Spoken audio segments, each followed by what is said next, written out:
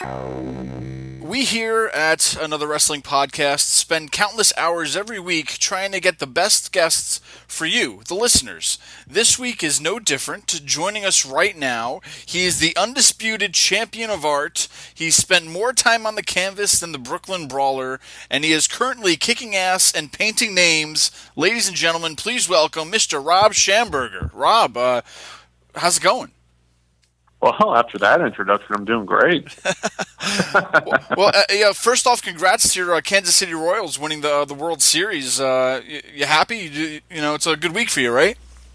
Yeah. I'm not really a sports follower, but my wife is, and she's still out celebrating. She was part of that 500,000 people that came out for the parade today.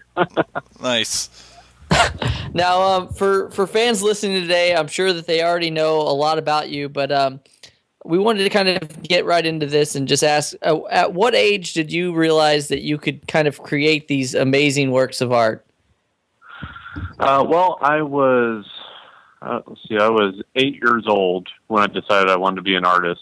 My older stepbrother got me a copy of The Incredible Hulk, and we spent the whole weekend redrawing the book, and I just knew from that point that art was what I wanted to be doing. And I've been a professional artist for 18 years now, and been focusing on the wrestling stuff for about 4 years now. Wow, pretty young age, starting off. Is that what you decided what you wanted to do with the rest of your life? I mean, just being able to draw so young, Well, and I was lousy, but I just really enjoyed doing it, and just. I think I've finally gotten to where my stuff is at least passable. I'd say a little more than passable, but you mentioned comic books. What were some of your favorites to read back then? Oh, well, back then it was definitely the X-Men, and also like the Justice League. That was around when like Giffen and DeMatteis were writing it. You had, Kevin McGuire and Bart Sears on art, and that was pretty rock and roll. But yeah, it was mainly X-Men stuff really got me in, and I was around when like Mark Silvestri was drawing Uncanny, and I was getting the classic X-Men that John Byrne was drawing, and then soon Jim Lee and Rob Liefeld and all those guys came on, and that was just an amazing time to be a young kid reading comics, and definitely fortified my love for it. Absolutely. Now, are there any special ones that you're reading right now? Any series that you're really into? I'm loving everything that Valiant Comics is putting out right now. It's just old-fashioned fun. Sex Criminals from Matt Fraction and Chip Zdarsky is probably the best comic being made right now. It's really innovative stuff. Any of Garth Ennis's war comics, I love those. Anything where really I have fun or it's doing something that I haven't seen before. Sure. Now, you were pretty much a self-taught artist, right? Or did you attend any college for the arts? I had a really good high school program, but otherwise I'm self-taught. Actually, went back to my high school this past week and talked to like 4 of the classes there about back. I was sitting exactly where they were in 1998, and just through hard work, got to where I'm someone that comes back and talks to them. That was pretty neat. That's awesome. Now, obviously, a lot of artists out there. Who were some of your artistic influences? Who really got you going?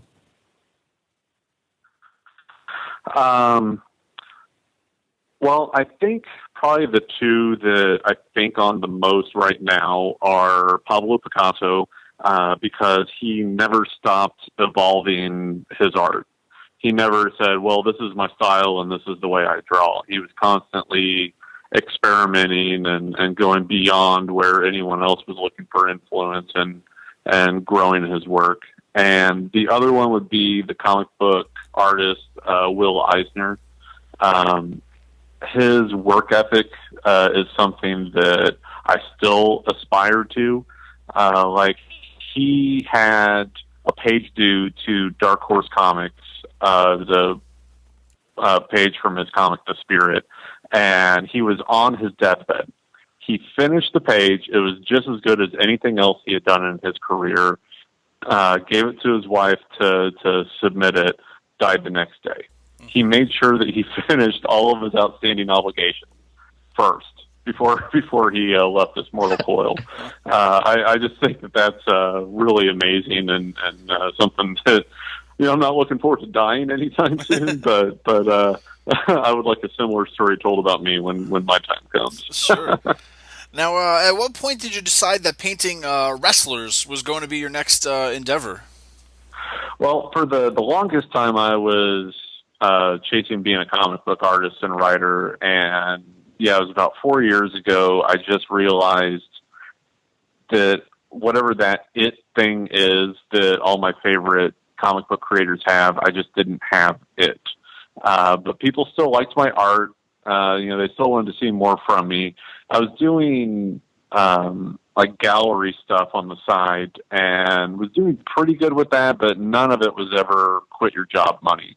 I still had to have a day job. And then I had the idea that no one else is doing serious fine art about wrestling. It was either fan art or it was making fun of it or, it was commercial art, but nothing that to me would be, hanging in a gallery or something that you would have hanging in your living room right next to TV or whatever. And I was like, well, I want that. And I think that there's a market for this, and holy crap, I better do this before someone else does. And did a Kickstarter and raised $20,000 in 1 month, which showed that there were a lot of other people out there that agreed with me, and that really got the ball rolling. As you mentioned, you started to gain a lot of momentum. You were, being featured and mentioned on lots of wrestling sites, podcasts, interviews around the world, and then you started to kind of work with WWE a little bit. But how did that partnership really come about? Yeah, after the Kickstarter did so well, I started doing a lot of appearances at various wrestling events, like WrestleCon, or the one that was really pivotal was the National Wrestling Hall of Fame's Dan Gable Museum that's in Waterloo, Iowa. They were having their annual induction ceremony, and I reached out to them to see if I could exhibit my work there, and they gladly let me. And there I became friends with Jerry Bristow and Jim Ross and kept in touch with them. And then a few months later, SmackDown was coming through Kansas City, where I live, and I was putting together a Make-A-Wish fundraiser gallery show to coincide with that, to get some attention that we could then put towards a good cause.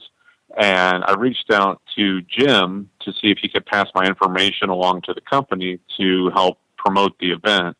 And he did, and they did, and we raised like $5,000 for Make-A-Wish that day, which was amazing.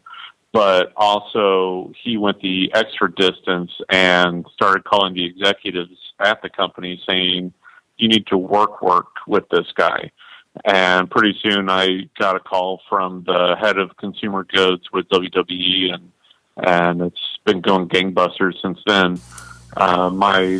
My first actual appearance with them was at WrestleMania 30, where I painted live and had just a tremendous time. Sure. Now, Rob, you've painted hundreds of wrestlers over the past couple of years. Who is the one wrestler that you have yet to paint that you're maybe dying to capture? Is there anybody out there that you haven't painted yet that you want to? Well, this is a cop-out answer, but my main project that, like, the whole Kickstarter was around and that I'm still working on is called the Champions Collection. And what I'm doing with that is I'm painting every world champion from all of the major American promotions, going all the way back to George Hackenschmidt in 1905. I've done about half of those so far, and there'll be about 250 portraits when it's all done. And so what I'm looking forward to are the ones of that I haven't done yet. Sure.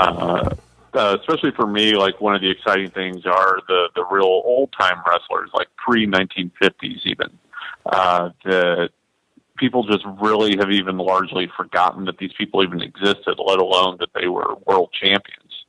And it's fun to me to, not only when I do the painting, but when I share it, through social media and on my website, I'll do a write-up about that wrestler. And I really enjoyed that as well. I've heard from a lot of their families even, like there was a former NWA world champion named Bobby Manigoff that was actually the first and possibly still the only world champion of Persian descent. Really a significant thing. And did a portrait of him for the National Wrestling Hall of Fame Museum. His granddaughter was just looking up her grandfather's name on Google, and top result was my painting of him, and the family had reached out to me, and they were just floored, and it was neat to do, I made some prints of it that I sent to the family. It's neat being able to do something like that. Nice. Absolutely. Now, if you look back at your paintings, especially like from our point of view, not one of those pieces look the same. How do you decide what colors and what techniques you're going to use for a specific painting? It's tough. To me, it's just as important to make the painting look like the subject as it is to feel like them. There's a thing of like you're looking at a photograph of Stone Cold Steve Austin. It doesn't quite capture what it's like to watch him in the ring, right? That feeling that you get when you watch that. So that's the first thing is I try to like find something that'll match the vibe of that guy. Some of them gives me a lot more freedom to do. Like say if I'm doing an Undertaker or an Ultimate Warrior painting, there's a lot more creative freedom that I have there just because their personas are so much more over the top than say if I were to do a John Cena portrait, which is normally going to be done pretty straightforward. But on top of that, I spend about half an hour to an hour every morning just looking at other people's art to see how they solved various problems with how they were doing what they were. Or sometimes I'll see a color palette or a mix of mediums that I wouldn't have thought of. And I have an inspiration file that I keep, and if I'm really stuck on something, I'll just go through it. And sometimes it just kind of comes to me, like the Eddie Guerrero Champions Collection portrait. I had it all penciled out. It was on the canvas, and I'm just sitting there looking at it, not knowing what my approach is going to be, right? Like, and behind me, old studio I had was a glass block window. And at that exact moment during the day and where the sun was, it was creating this diffused light that came through, and it hit the canvas and almost a halo around where Eddie's head was. And I just knew right then, like, oh, okay, I know what I'm going to do. And it was more of a street art painting of like a classic Catholic or Catholic saint portrait, and around Eddie, it just felt right for that piece. And the family got back to me. I know his daughter has a poster of that. So it's really meaningful that the family saw it that way too. Definitely interesting. Now, is it strange to you that, you're a fan of pro wrestling, you've been a fan of pro wrestling, and now some of those very wrestlers are fans of yours and your work? Oh, it's surreal. The first time I was backstage at a WWE event, it was a house show here in Kansas City, and the staffer that I was working with wasn't familiar with me, right? Like they're really focused on their job at hand and don't really, go around surfing on the dirt sheets or anything. So he was, very largely unfamiliar with me. Like all that he knew was someone at the office said like, okay, you're going to have this painter and you've got to, be his escort around backstage. He's like, "Oh, great!" Think I'm going to be some fanboy around the wrestlers or whatever. And he keeps trying to introduce me to everyone, and they're like, "No, we know who Rob is." Like, a lot of them already had my art hanging up, or we, were corresponding quite a bit. Couple of them I'd even, like gone out to dinner with before then. But yeah, it's really surreal. My wife, has a hard time wrapping her head around it sometimes, like some of the situations we'll find ourselves in. Sure. But it's, it's a cool experience. Now, what has been the biggest compliment you've gotten back on your work so far? Oh boy. It's probably a tie. Vince McMahon has a painting that I did of the McMahon family, hanging in his private conference room, and it's facing where he sits at his table. And he has it there to remind him what he's working so hard for. That's great. So that's pretty huge, right? Okay. The other one, it's actually two different ones, but the same story. I did a portrait of Connor the Crusher from when he pinned Triple H and was doing the Yes chant with Daniel Bryan, and I did that for the Mahalik family.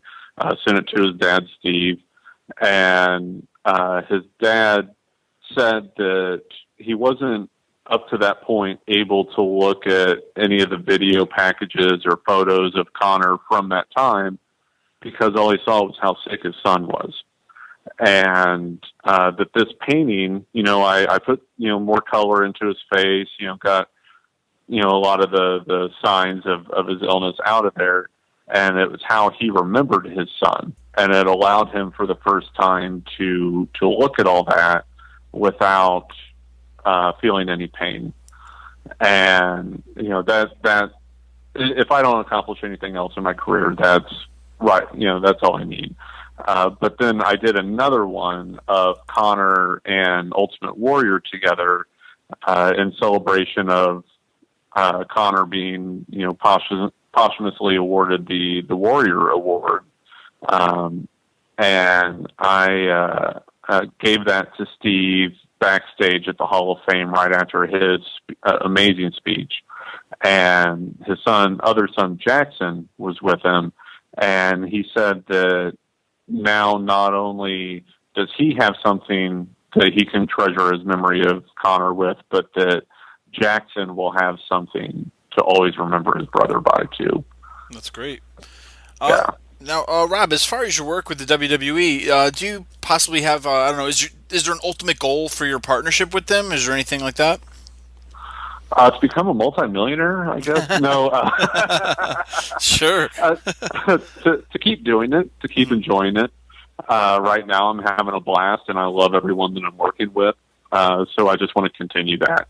The staff there, several of them have become really good friends. And that's amazing. Like I'm probably closer with the people that work behind the scenes than most of the wrestlers.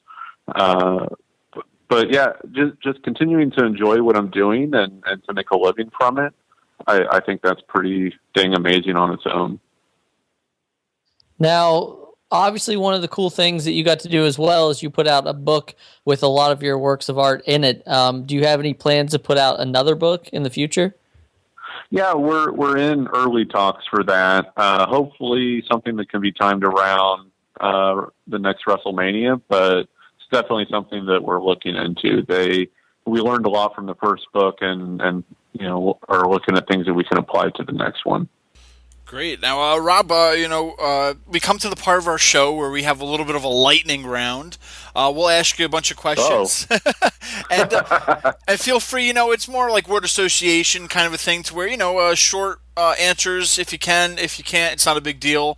Sure. So it's just something to have fun with a little bit. All right, so 2015 has been a huge year for you. What's in store for 2016? Well, we got WrestleMania, got several more appearances with Wizard World shaping up, and otherwise, hopefully, just doing some more paintings of some wrestlers. There you go. All right. Now I'm picturing your Andy Kaufman print or picture that you painted whenever you said wrestler. So now the Undertaker is turning 25 this year. What is your favorite Undertaker moment? Oh boy, it's a personal one. It was his appearance at the Royal Rumble in 2006. The reason for that is more that it was the first time my wife went to a Royal Rumble or just any kind of wrestling watching thing. She was just my girlfriend at the time. Had totally forgotten that she grew up loving wrestling. And she saw The Undertaker walk out, all of a sudden remembered watching it with her dad. And she's a bigger fan of wrestling than I am now. And it kind of solidified our relationship. So that's it. All right. Well, what's your favorite medium to work with besides paint? Probably ink.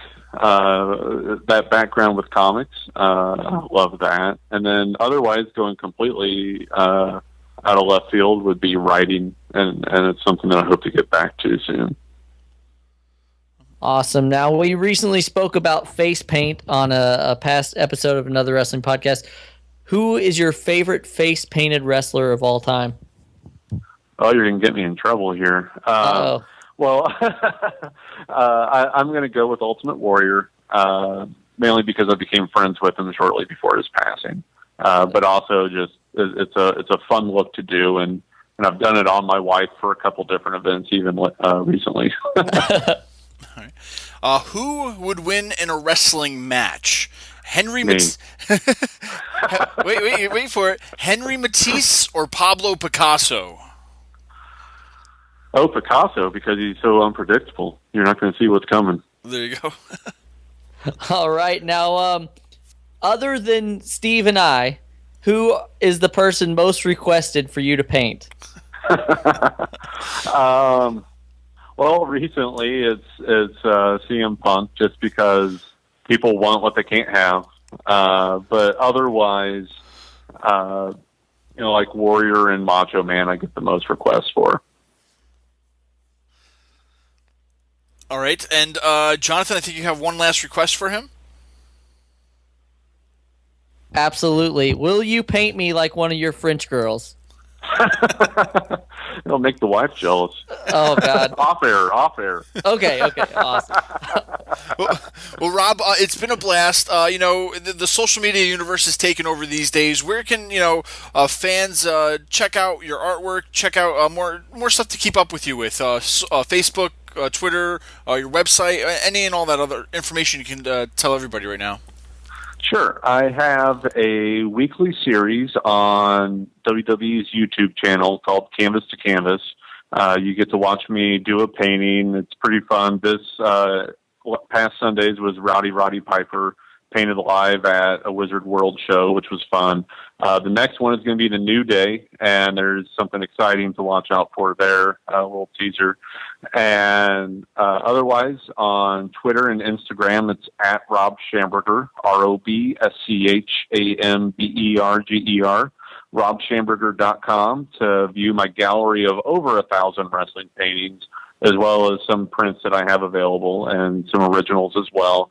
WWEshop.com. I have my own section on there with prints available and some exciting new things that are in the works coming hopefully very soon. And also Facebook, Art of Rob Schamberger. And I think that's about it. Great, Rob. Well, we really appreciate you taking out the time to talk with us. And we wish you nothing but the best. Oh, same to you guys. Thanks for having me on.